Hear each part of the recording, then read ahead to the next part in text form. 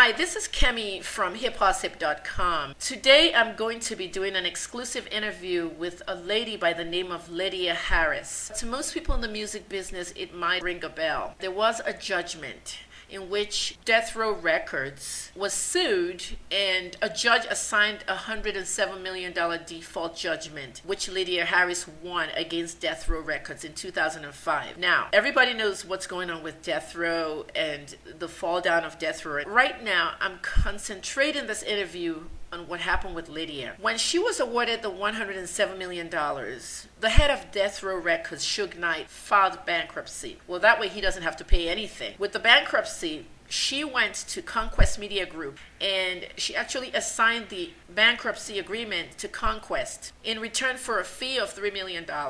Conquest later found out that she did have a stake in Death Row and that she did not reveal that in the bankruptcy filing. And now they are suing her for fraud and breach of contract because of that. It was widely reported by the media. There's always three sides to the stories: the black, the white, and the gray in between. Lydia Harris has contacted me, and I'm very interested in hearing this part of the story. Now, who is Lydia? She was married to Michael Harris. Harry O is what they called him. The rumors out there is Harris founded Death Row with drug money, $1.5 million to start the gangster rap label. Death Row had some really good artists like Dr. Dre, Snoop Dogg, The Dogg Pound, Lady in Rage, and of course, Tupac Shakur. Well, what happened? The Harrises emerged victorious because Knight refused to appear in court. And so this Chapter 11 bankruptcy that Knight filed has caused a lot of problems. Michael Harris is a former cocaine kingpin.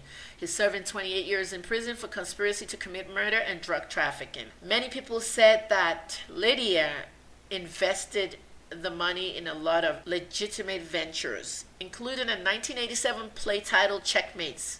We all remember that, starring Denzel Washington. Now, there has been rumors all over the music business that several labels were started with drug money. It's not just the music business. Many businesses are started with bad money, drug money, whatever you want to call it. Lydia is going to talk, and she wants to talk to Hip Hosip. So today I'm interviewing Lydia Harris. She's on the phone with me from California. Lydia, how are you? I'm fine. How are you? Thank you so much for granting me this interview. And you know, you said you want to set the record straight. You want to tell us your side of the story. You know, there's some questions I do really want to ask you about all this stuff going on. When does your book come out? Well, the book is already done. The book is called Married to the Game, A Story of Love and Wait. Tell us the main synopsis of writing the book. What did you write in that book? Well, first of all, I wrote the book for my daughter. As you know, as she grows older, I want her to understand the story of how her mother went up against powerful men and stood tall and never wavered, you know? Yes. You know, from my loyalty and my integrity.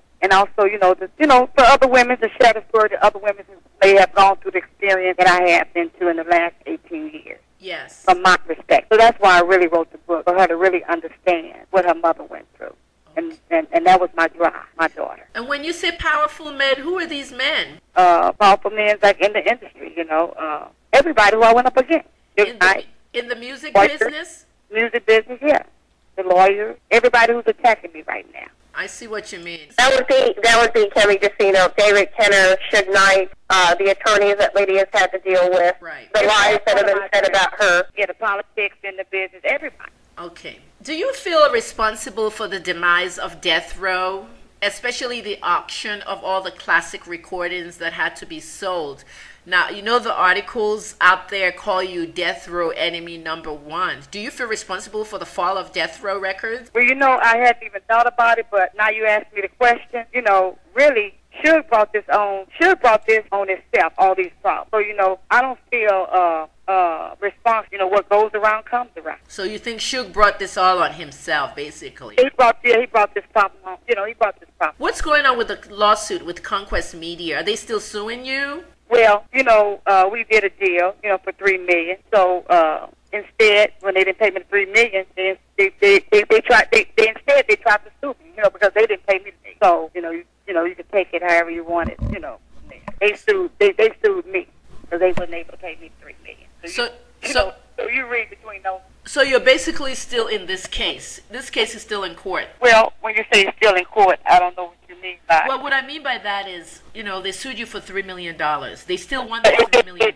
It's just been filed. You see what I'm saying? So I hadn't went to court on that yet. Did you know that you had to reveal that death row was one of your assets, or you didn't know? Well, you know, when I first did the case between Death Row Records and Sue, my attorneys knew that I filed BK. Because you got to understand something. They did all their due diligence. They didn't reveal that information. So the communication went wrong? Is that what it is? Right, yeah, everybody ignored the fact that I told them that I filed bankruptcy. And so now they're all like saying you lied. Yeah, they right. Say I lied, yeah. But right. But the lawyers knew, because they never would have took the case. If I got high-powered bankruptcy attorneys, wouldn't you think that's the first thing they would do was see that I filed BK? Right. Yeah. So, right. For whatever reason, you know, they thought that, hey, we can get by this here. If everybody pounded on Lydia, you know, bam, let's make Lydia the fall guy. We've got all these people saying this and that about her. Kara is on the line with us, and she's the spokesperson for Lydia Harris. It's just like having an attorney on the line when I interview certain people. So I just wanted people to know that she is also on the line, and she's from KST Communications, Advertising Public Relations in California. Thanks, Kara. Lydia, do you still talk to Michael, Harry O., your ex-husband? Do you see him in jail? Do you visit him? No, I don't. I haven't been to visit him. No communication at all? Well, he don't call anymore. You know, he used to call, but he don't call. How many kids? I mean, if he calls, hey, I'm not mad at nobody. Just I could say real quick, Kevin, if he reached out to Lydia, she would talk to him. There just hasn't been any communication for a while. No communication for a while. Okay. How many kids did you have, Lydia, with him? One daughter. What is the future plan for your book proceeds? Do you intend to use some of the proceeds to help the community? I'm looking at some charities, some worthy charities that I want to give some proceeds to, you know, they help back out with the proceeds. I see. I have a foundation I'm putting together. Lydia Harris Literacy Fund. Let me ask you this question. Truthfully, is it true that you invested drug money to fund that Denzel movie, Checkmate's 1987 play? Well, when Checkmate was, I was just meeting Michael when Checkmate came out. So you didn't invest Michael's money? I mean, me and Michael had just met around the time of Checkmate was coming out, so... yeah, because I don't, and for the record, I don't sell drugs. Yeah, because why is the media reporting that Harris was known for investing his drug proceeds into a number of legitimate ventures? That's not a good statement if it's not true. Well, if you look at it, you know, because of them saying that Michael's incarcerated for whatever they saying he's incarcerated for, so how can a person say they never proved where the money comes from? So really, that's a non-issue to me, where they lie. Lydia, what message do you have for our kids who sell and deal drugs out there today? Don't sell drugs. You know, I don't sell drugs. So I mean, they got to know right from wrong. You know, if they sell drugs, they gonna know what the consequences are. If they do, you know, I don't know. I can't give a message because I've never been a.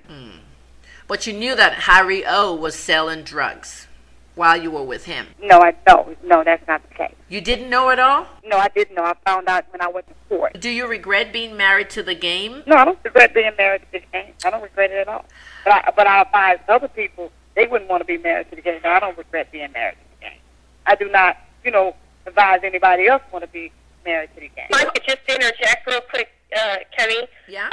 Michael, Lydia believed that Harry O., Michael Harris, whichever name we want to call him, had legitimate stakes in legitimate companies that he was working under, even though he never disclosed to her where the money came from. She believed when she met him that he had businesses that were legitimately run. Right. And he was a classy, sophisticated guy. He's not the normal guy that sells drugs. He doesn't stand on the street corner, right, exactly. There are many people like that who have legitimate businesses and all that, and some of their family members don't know that they... I'm saying, so that's the way Michael had class. You understand what I'm saying? Right. He wasn't a thug. Right. On the street saying, okay, this is a dope dealer. You wouldn't even know what he was. You know what I'm saying? I found a lot of things out through the court case, but when I'm down with somebody, I'm down with them. So it was do or die. So I couldn't turn back then, you know what I'm saying, because my heart was already... It's not just death row. I mean, there's rumors that several record labels were founded with drug money and stuff, you know. I don't know anything about that, you know what I'm saying? We hear it all the time in the media, and, you know, nobody can prove anything.